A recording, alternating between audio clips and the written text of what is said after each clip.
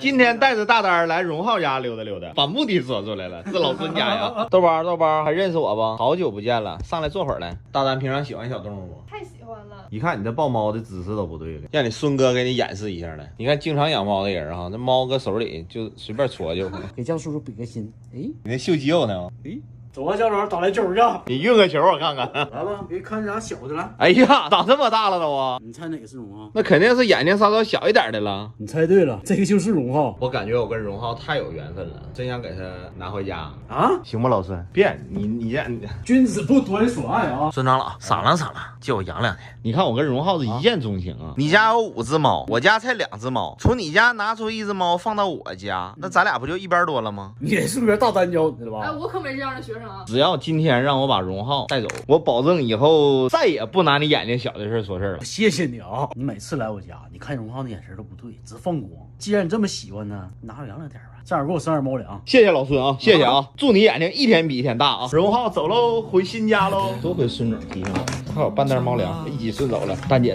带包没？帮我装起来。走了，宝贝儿，跟我回家了。呀，这小猫在笼子里老叫唤，它爸爸妈妈都从房间里出来了，这是不舍得让它走啊。孩子长大了不都得离开父母吗？哎呀，我怎么感觉我是个坏人呢？我还是决定不带你走，放你回到爸爸妈妈身边了。等你以后能离开爸爸妈妈的时候，我就带你回家见大世界去哈。出来吧，找你爸爸妈妈去。